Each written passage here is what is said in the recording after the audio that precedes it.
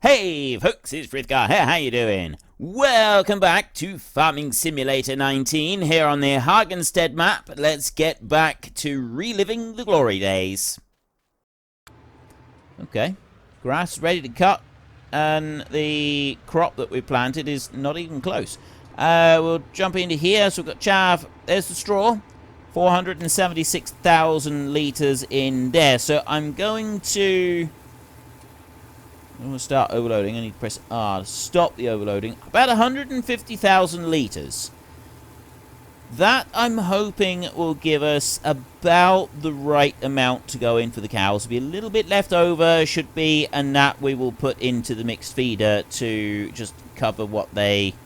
Well, it won't cover anything because we've already got a load of straw in there, so it'll just be a little bit extra to go into the mixed feeder. When we come to doing our wheat harvest, after we've done the root crops that we're about to get started on, there we go, 151,000. Once we get started on the wheat, when that's harvested, we've got several fields, some quite a long way from here. I was actually seriously considering bringing all of the straw up here. Now, that is quite... it's going to be quite a task because it's a long way to go from field 13 all the way up to here. That's quite a long way to travel with it all. Now we just need to sort of wiggle our way back in through here. Dump all of that lot out. Have a look in the cows. There. Straw coming all the way up very nicely on that one. That is nice. Oh. 95,000 litres of straw, which gives us still 95,000 litres in here, which is an awful lot. I'm going to go and tip it all out. We have a look in here. I've got 126,000 litres of straw in this machine, and I've also got 350,000 litres of hay in this machine. It's just the silage that we're waiting on, and that will be our next cut. So you can stop there once you've emptied out. And job done. Close that one down and shut you off. Right. That's everything that we need to do there. So I can start fast forwarding time. I'm not actually going to start the harvest until tomorrow, but what I can do in the meantime is a little bit of this. So we've got our solar panels up over there. This is the yard that we have. Many of you are familiar with this place now. And we're going to go over to here. And I'm going to smooth along the edges just in front of that wall. And what I'm hoping is that it's not going to mess anything up by doing smoothing over into this corner. It doesn't look like it. I was a bit concerned that it might sort of try and pull the land up underneath here, which is what I really don't want to happen, but no, it hasn't done anything like that. Okay, so we can smooth all of this off, remove all the growth, remove every single bit of it that is actually classed as yard, and then we need to start placing down some root crop storage. And we could actually place... At the moment, we're not planning to. We were going to sell straight off the field. With the first sugar beet harvest, we're selling straight off the field. But that doesn't mean we shouldn't go and put the root crop storage in place already. There's no reason that we shouldn't do that. Now, there's a small multi-fruit silo here. It takes 300,000. There's this multi-fruits placeable, that takes 500,000. We could go and put those down and have them. You've got the extension there, which does 250,000 for each extension, and then you got these silos that do 500,000 apiece. Then you got the actual root crop storage here, which is just for root crops, and these are 300,000 a pop. Now, I can't afford to even buy one of those at the moment. Bit of a shame. I was hoping I'd be able to get one of them at least, but never mind. Maybe I can in the morning once things are actually ready to harvest. Are you ready to harvest? No, you're growing. Why are you only 99% fertilized? know why that would be. Oh well. Yep, not quite sure about that. Anyway, I'm going to head off to bed, and we're going to get our little bit of shut-eye, and then in the morning, we will be ready to be able to start doing our harvest. Now, I'm not actually going to buy and place down a root crop storage, but I would like to at least see if it fits into our yard properly. I feel that that would be quite a useful little thing to find out. Can I... You're not tired. Don't tell me what I am and am not. I know if I'm ready for a bit of sleep. All you got to do is put dark curtains up against the windows, and then you can sleep at any time of the day or night. Trust me, I used to do night shifts. I know all about this. It is it's a bit of a science to it, but if you're in your bedroom in the middle of the day and you cannot see your hand in front of your face, then you can get a decent sleep. If you're just one of those people that thinks you can just close the curtain and have sunlight streaming in all around the edges, you will end up working tired. Like, you can sleep, yes. I'm not saying that you can't sleep in that, but you won't get a proper, deep, restful sleep. It's not physically possible. You need to have a blacked out room in order to be able to get a proper night's sleep. It's just a fact of nature. There is nothing you can do to change that. It's just a simple fact of nature. You must be properly blacked out in order for your rest to be properly restful. Otherwise, it's just not restful enough. Now, it's got to wait here until 10 o'clock. 10 o'clock is upon us. We're not able to sell anything today. You can see there it's yellow, which is not good. The transport company is unavailable today, as someone has lost the truck keys. So we're not selling our 15,000 litres of milk today. We can have a look in here. We're still looking good. We got everything's on green, so we can leave that just as it is and not worry about them. And then I wanted to come down here, and we wanted to just take a quick look at the root crop storage. I'm not going to get us... Wait, what? 90? I could have afforded it. For some reason I thought it was 300,000. I don't know why I thought that. I could afford to put a few of these out.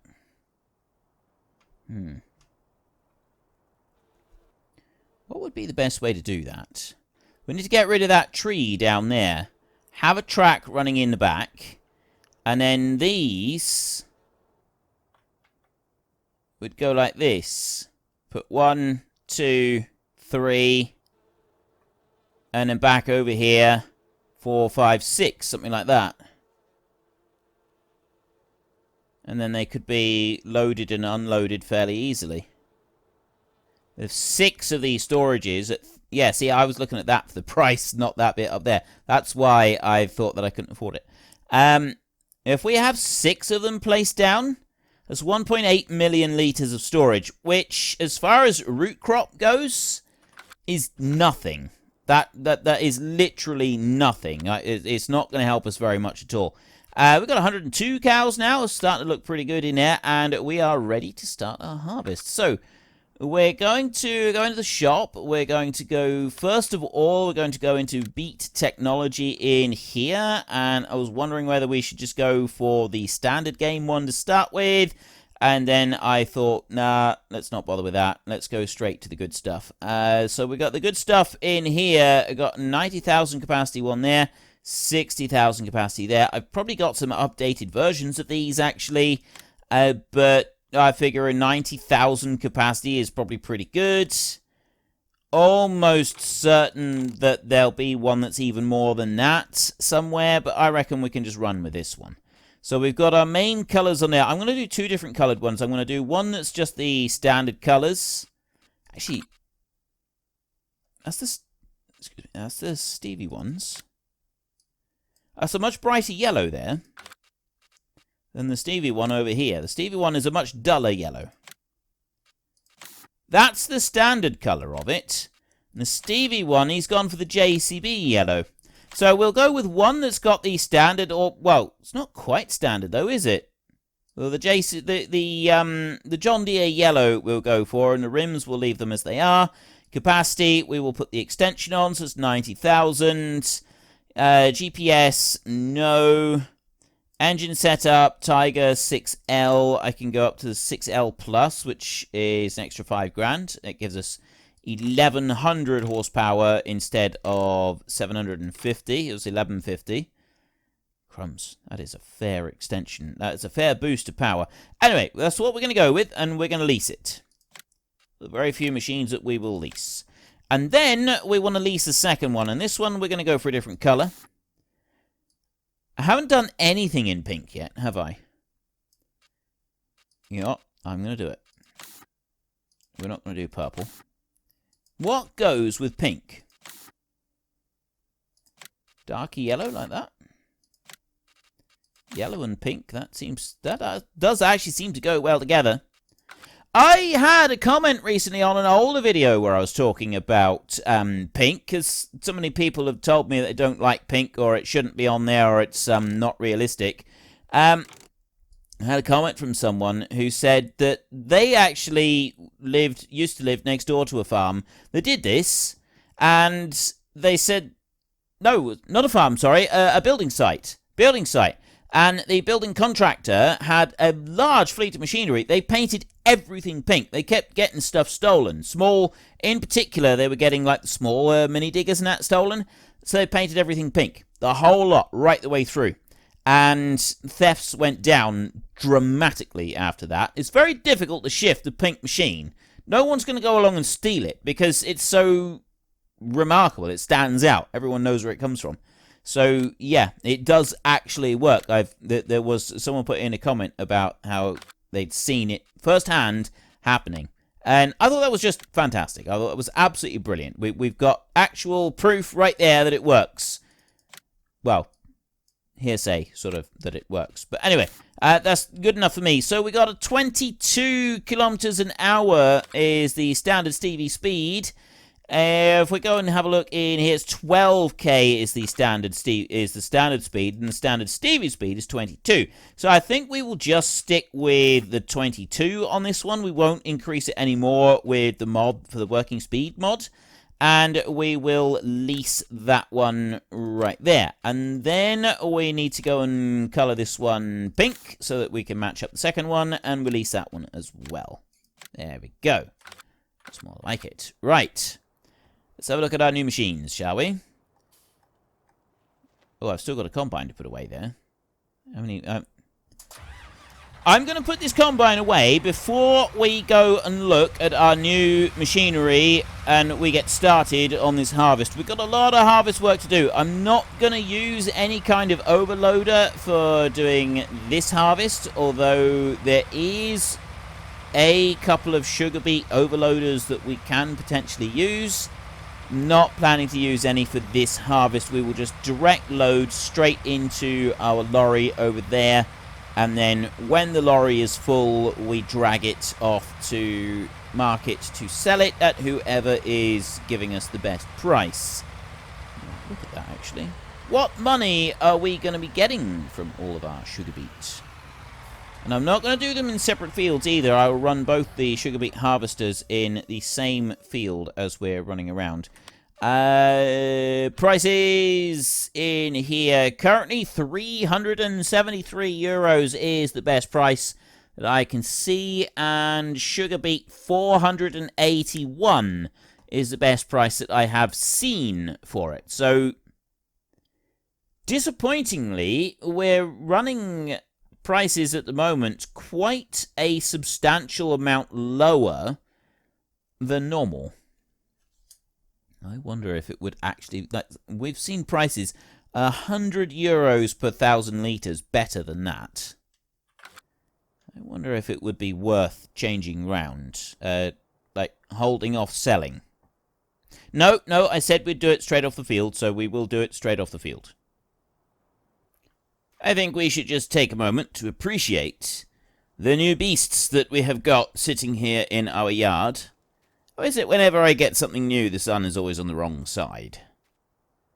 See, we can see them over here, but it's the pink beastie that we really want to have a look at. That's the one that I'm keen to have a look at first. So let me just bring this one back and hook on the thingamajiggy there on the front.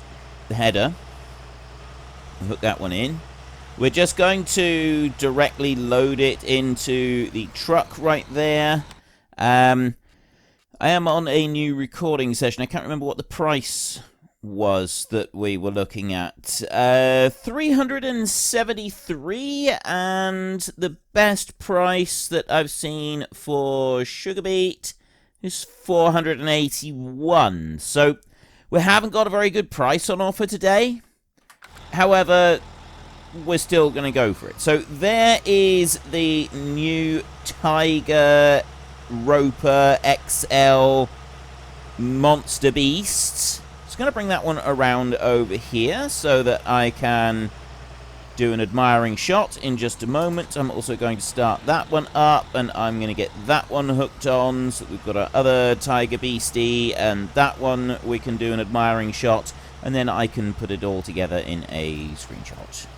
And that will be a thumbnail for a video, which will encourage you all to click on it immediately, thinking, well, this looks so incredible that it must be clickbait. We'll have to click on it anyway just to see if it is actually clickbait, and then it'll turn out that it's not clickbait. We do, in fact, have these wonderful, amazing beasts here in the yard, and it is actually happening in the video. How's that? It's not clickbait.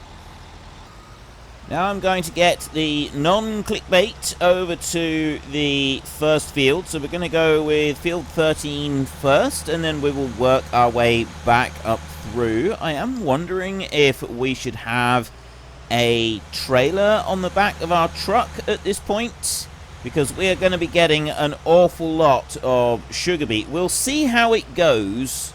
We'll see how we go once we start off. I love the fact that this thing's got a 63 km/h top speed on it. That's quite impressive, actually. That is more than a little bit impressive. Now, I'm also curious to see if the AI extension can actually do this job. So if I go there, because I haven't got it on the bend in the middle steering set, it seems like it can do it. We'll have the weight during unload can be turned off, and we will increase the turn angle up to a full 100% like that. We'll go OK, and we will cross out of there, and then I'm just going to press H on here. So it's unfolding the machine as we go, figuring out the fields, unfolding the rest of the machine.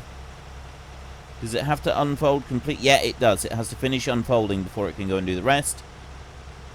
But it is actually going on around the field. Now, I'm curious what steering setting it's going to use.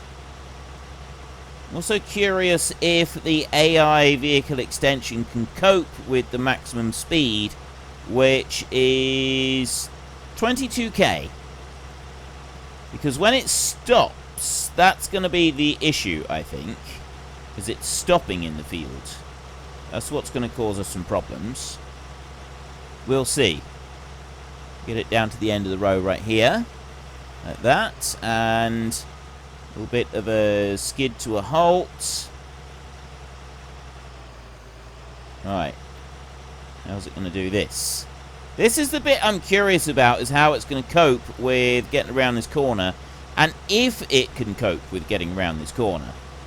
So it's sort of gone around that bit alright, but this is a bit of a funny corner. It did cause a little bit of lag there as well. Send that on down here, and alright. So far, so good. Back up to a full 22k. And then straight into the corner there. Now, this is going to be the interesting bit, is will it be able to get round this corner without causing any problems? So he's gotten up to that bit right there. Now he's getting a bit of a wiggle on, and looks like he's struggling with. He's trying to keep driving. He's going to say that he can't do it in a minute. I'd thought that it would try to back up and straighten, but it's not going to. It's just going to sit there. And helplessly is blocked by an object. Right, well, we kind of Well, I was going to say we kind of expected that. I didn't actually expect that. I thought that it would be able to at least, like, reverse up to the corner a little bit. So we'll carry it on again. I'm not going to use the AI extension to do the majority of this field. I will use standard hired help to do the field. But I was wondering whether to have both harvesters working in this field. And I'm actually thinking that we would be better off if we didn't do that. So I don't think the field is quite big enough for that. So what we'll do is we'll leave that one going for a second, and then we'll get this one here, and this one I'm going to switch to standard hired help. I'm going to unfold it as we drive along here, and we're going to take a couple of passes along the bottom end of the field over here, just so that it can easily turn round. So it'll do 1, 2, well, we might do 3 or 4 passes, I'm not quite sure yet, but we'll stick that one in there. Oh, wait, no. There, that's what I want to do on that bit. So we'll try that again. Helper A is blocked by an object, so he would have come up to the next corner and gotten himself stuck. I'm actually alright with that, because that means that we can just check this one out doing its end runs on here and just make sure that it can turn round and be sorted out okay, because I'm also going to want to do a few passes down the other end as well. Right to the end, like that. Now what are you doing? It's whether it's going to be able to turn round okay at that other end of the field over there. That's the bit I'm wondering about, because it might be a little bit close, so it might decide that it needs to go off into that other field as well. Wouldn't be the first time that this has done something like that. Actually quite pleased that we're getting to do this, because, you know, this is a little bit different to what we normally do. Right, you definitely don't want to be starting over there. I want you starting out here. So we've already made one tiny little mistake. I don't know if that was because of the road behind it or just because of the field edge. I don't think it would have been the field edge, but we'll find out when he gets down over here. Now, I'm also going to want to get the mower going up in the grass fields. So we'll let this one... We'll get this one to do another pass on the field a minute, and then we will see about getting the mower set up. It's going to require a little bit more hands-on doing this here. We did a load of hay last time round, so we're aiming for silage this time, which means it will be mowing and then immediately rowing up. So, right, he's done that one all right, and we're only going to do 3 passes on here, and then we will send it up the side of the field. That should be enough room to turn round. If it's not, we will just tidy up the little bits that are left afterwards. We don't need to do any more than this. So we'll get down to this end down here. Go and pick it all up. There we go. I swing it round like that. Bring you back over here. There we go. And off we go again.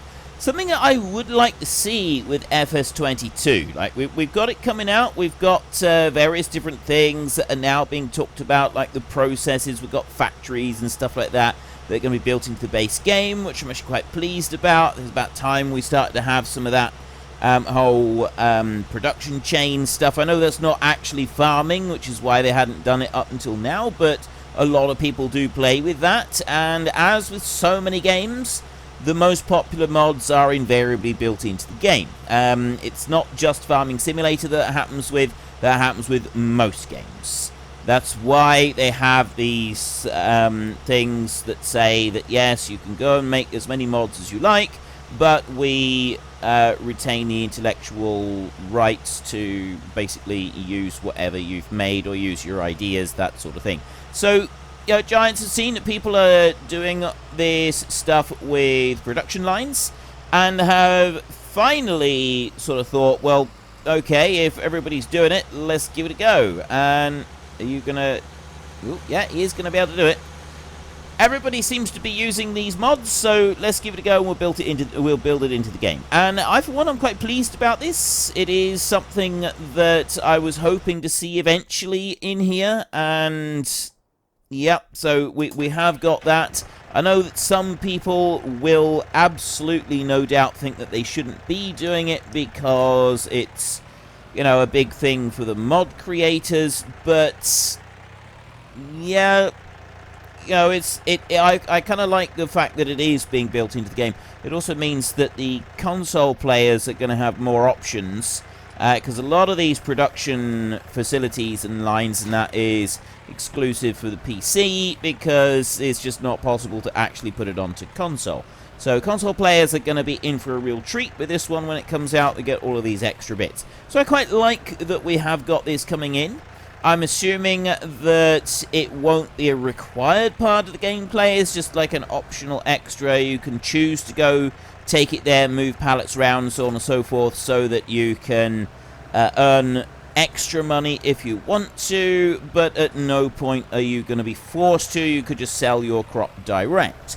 Now, there will be people who will say, no, we're being forced to do this now because that's the best price. These are probably the same people that said in FS15 and FS17, sorry, we are now forced to get completely against our will. We absolutely are being forced to plant beans with every single crop. We are not allowed, we cannot plant anything else. And the reason for this particular conclusion that this was being forced upon us was because you can make a little bit more growing beans. It wasn't FS15 at all, it was FS17, because that's when beans were brought in. So I think it was. Yeah, the reason was you make more money on beans than you do on any other crop. Therefore, in order to play the game, we are being forced against our will to always plant beans. Now, I don't quite understand that particular line of logic. No one is forcing you to do anything. Yes, it was the most profitable, but there was absolutely no way I was going to be planting the same crop over and over. I planted all sorts of different crops. It's a simulator. It allows you to simulate real life. Some crops pay better than others. The only difference between this and real life is that in real life, if you plant the same crop over and over, you are far more susceptible to pest and disease than if you rotate your crops. This is why people rotate their crops. It's why they actually rotate in crops that don't pay anything. They barely break even on those crops. It's so that it gives the ground a break in between the other crops. That's why it's done. And so I don't quite go along with that. Yes, if you take the time to move the pallets to the new production facilities, I've already seen people complaining about this before they've seen any of that. Unfortunately, folks, that is all we have got time for today. A massive thank you to everybody who has earned their way into the Great Book of Names. To find out some more details about all the names coming past, please head into the description and click on the link to the Discord. It's a link to another video. The link is on the other video. Please also consider checking out the links there for Nitrado, who provide gaming servers for games like Farming Simulator, Minecraft, Ark, and several others. And there's also Fanatical, who will help support your gaming habit by providing you with cheap games and also giving me a small commission on anything that you buy using my link. If you've enjoyed this particular video, then please head down below and give us a like. And if you really enjoyed it, then please tell your friends all about me. Get them to come and watch as well. That would be awesome. And until next time, thank you very much for watching. This is Frithgar. Goodbye, and see you later.